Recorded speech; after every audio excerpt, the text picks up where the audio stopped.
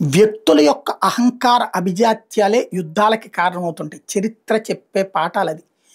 ఓ ధృతరాష్ట్రుడి యొక్క పిత్రవాత్సల్యంతో తన సోదరుని బిడ్డల్ని చంపాలనుకోవడం వల్ల మహాభారత యుద్ధం వచ్చింది, కురుక్షేత్ర యుద్ధం వచ్చింది. అదే సందర్భంలో తన కొడుకుని రాజుని చెయ్యాలంటే పెద్ద ఆవిడ కొడుకుల్ని అడవుల పాలు చెయ్యాలన్నటువంటి కైకేయి వ్యవహార శైలి రాముణ్ణి అడవుల పాలు చేయడం.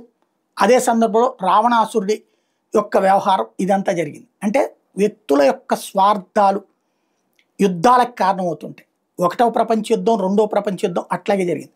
మూడో ప్రపంచ యుద్ధం ఎట్లా ఉంటుందో తెలియదు కానీ, ఏ ఆయుధాలు వాడతారో తెలియదు కానీ, నాలుగో ప్రపంచ యుద్ధం మాత్రం రాళ్ళు రప్పలతో కొట్టుకుతస్తారు అన్నటువంటి నానుడు ఉంది.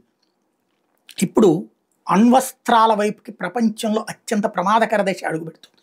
ఇప్పటిదాకా ఏ అమెరికా దగ్గరనో, ఫ్రాన్స్ దగ్గరనో, బ్రిటన్ దగ్గరనో, రష్యా దగ్గరనో ఉంటే చాలా కంట్రోల్డ్ ప్రభుత్వాలు ఉన్నటువంటి చోట్ల, అట్లాంటిది మొట్టమొదటిసారి పాకిస్తాన్ లాంటి ఒక కంట్రోల్ లేని దేశం అణుబాంబుని కలిగి ఉంటే, చైనా సహాయంతో అది అణుబాంబు సంపాదిస్తే, అమెరికా సహాయంతో దానికి శక్తి సాధిస్తే, అది 24 గంటలు భారత్ని బెదిరిస్తే, మొన్న మనం గనక ఆ అణుబాంబు తీయడానికి అది సిద్ధపడిందని తెలిసిన టైంలోనే మనం వెళ్ళి ఆ స్థావరం మీదనే కొట్టడంతో ఎప్పటికీ అక్కడ లీకేజీలు కొట్టుకు చస్తున్నటువంటి పరిస్థితి చూస్తున్నాం. దాంతో ఆగింది. అదే అణుబాంబు మనం తీసేస్తే ఏమవుతుంది? ఈవెన్ అక్కడున్న అణుబాంబుల్ని పేల్చేసిన దాని ఇంపాక్ట్ మన దగ్గర ఉన్న రాజస్థాన్, గుజరాత్, పంజాబ్ ఈ ప్రాంతాల దాకా వస్తుంది. అంత ప్రమాదం. అణుబాంబు అంటే ఆ దేశమే నాశనం అవ్వదు, పొరుగునున్న దేశాలు కూడా నాశనం అవుతాయి. ఇదే సందర్భంలో ఇదంతా ఇప్పుడు ఎందుకు చెప్పాల్సి వస్తుందంటే, ఇప్పుడు ఇరాన్ ఆ జాబితాలో చేరింది.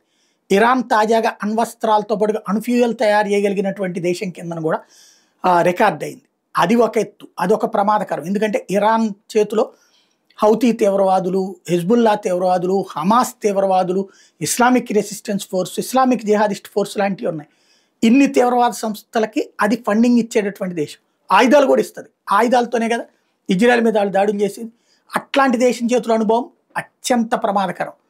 అదే సందర్భంలో ఇరాన్ మీద అణుబాంబు వేసేస్తే దాని ఇంపాక్ట్ మనకు కూడా సరిహద్దులకు ఉంటుంది, పాకిస్తాన్కి ఉంటుంది. ఇదంతా కూడా, లేదా అక్కడే ఉన్న ఇరాన్లో ఉన్న అణుస్థావరాలు పేల్చినా అంతే ప్రమాదకరం.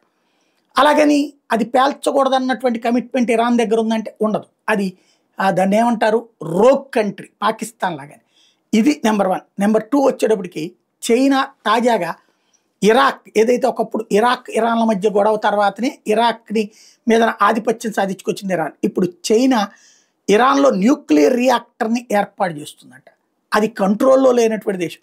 ఈ రకంగా ఉగ్రవాదుల చేతిలో నడుస్తున్న దేశంలో అణ్వస్త్రాలకి అణువులతో కూడినటువంటి వెరైటీ పెట్టడం రైటా అంటే కొత్త చర్చ.